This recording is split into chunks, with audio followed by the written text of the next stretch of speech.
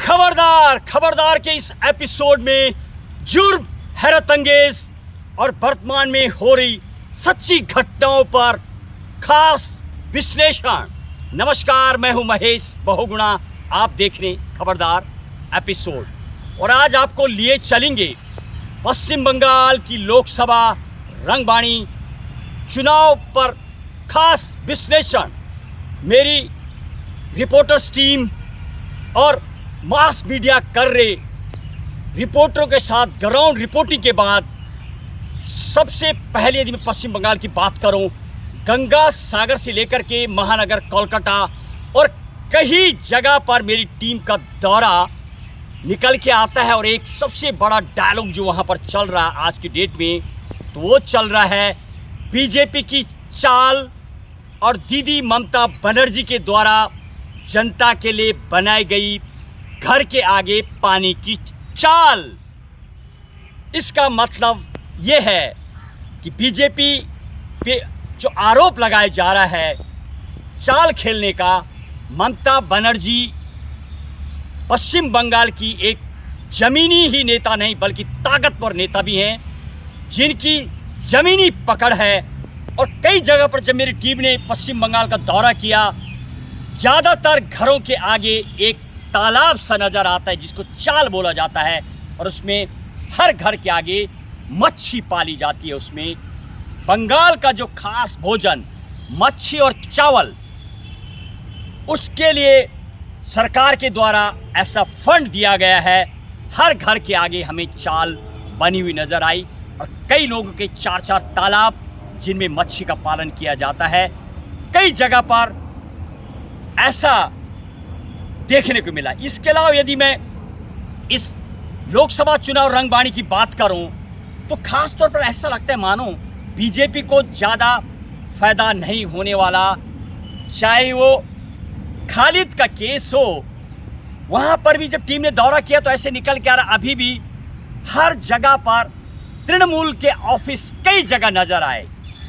ऑफिसों में तृणमूल के नेता और कार्यकर्ता का जमघट भी नज़र आया। जिस तरीके से महाराष्ट्र में शिवसेना के ऑफिस बने हुए हैं, जो वहाँ की स्थानीय पार्टी है तृणमूल, उसके प्रत्येक ऑफिस में झंडे लहराते हुए और लोगों का हुजूम नज़र आया। जबकि बीजेपी को कुछ फ़ायदा होगा, बहरहाल लोगों का कहना है मोदी का डंका तो वहाँ भी नज़र आया।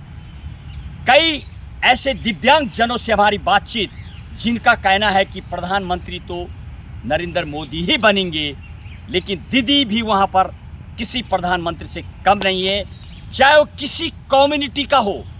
मुस्लिम समुदाय से भी मेरी टीम ने संपर्क किया लगातार। मानो एक देवी के रूप में और परिवार के सदस्य के रूप में लोग मानते हैं आज भी ममता बनर्जी का वो सिक्का, और वो आज भी ऐसा मानो लोगों का जो जवाब है वो यही है। वो आने वाले दिनों में ममता बनर्जी को प्रधानमंत्री भी देखना चाहते हैं। और शायद कई जगह पर तो ऐसे भी देखने को मिला, कई महिलाएं, ऐसे भी पुरुष जो कह रहे हैं कि हमें प्रधानमंत्री से कोई लेना देना नहीं, हमारी प्रधानमंत्री ममता बनर्जी दीदी ही है। और ऐसा सुनाई दिया।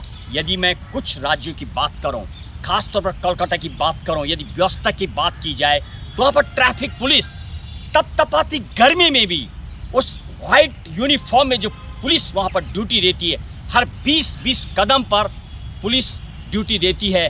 और कोलकाता जैसे भीड़ भड़ाका वाला शहर जो सबसे ज़्यादा एक पॉपुलेटेड है, बहुत सुदृढ़ व्यवस्था ट्रैफिक पुलिस की नज़र आए। और यही व्यवस्था भारत की जो चंडीगढ़ शहर है पंजाब का, वहाँ पर सबसे बेस्ट यदि ट्रैफिक पुलिस की बात की जाए तो चंडीगढ़, उसके बाद कोलकाता और दिल्ली पुलिस की यदि मैं बात करूं तो ऐसा जाम लगा रहता है, सिर्फ चालान काटते शायद पुलिस नज़र आती है दिल्ली पुलिस। ऐसी कोई जिस तरीके से बंगाल में कोलकाता में जो भीड़ भाड़, शायद ऐसा मानो जनता का विस्फोट भी वहाँ पर नज़र आता है। इसके बाद भी सुदृढ़ व्यवस्था। चुनाव की बात करूं, एकाग्रचित्त से लोग बिल्कुल ये समझ रहे हैं कि यहाँ पर तृणमूल ही आगे रहेगी। बीजेपी को बहरहाल कितना फ़ायदा होगा तो समय बताएगा। लगातार बीजेपी कोशिश कर रही है, वहाँ पर रैलियाँ चल रही हैं।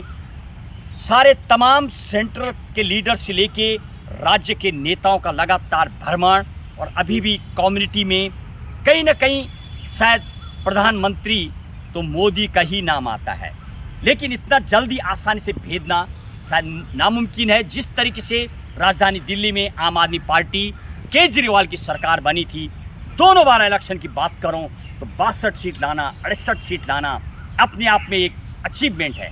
तो केजरीवाल भी दिल्ली के ताकतवर नेता हैं, हर राज्य में पकड़ है। वही ममता बनर्जी की पकड़ नजर आई। ऐसा लग रहा शायद बीजेपी कोई वोट बैंक तो बढ़ेगा, 12 सीटों में बढ़ोतरी तो शायद बहुत कम चांस नज़र आते हैं। देखिए चुनाव रंगबाणी पर मेरी टीम की पश्चिम बंगाल के दौरे पर खास विश्लेषण देखते रहिए खबरदार एपिसोड। और खबरदार में आज इतना ही। खबरदार करना हमारा फर्ज, महफूज रहना आपका तर्ज। जय हिंद, जय भारत।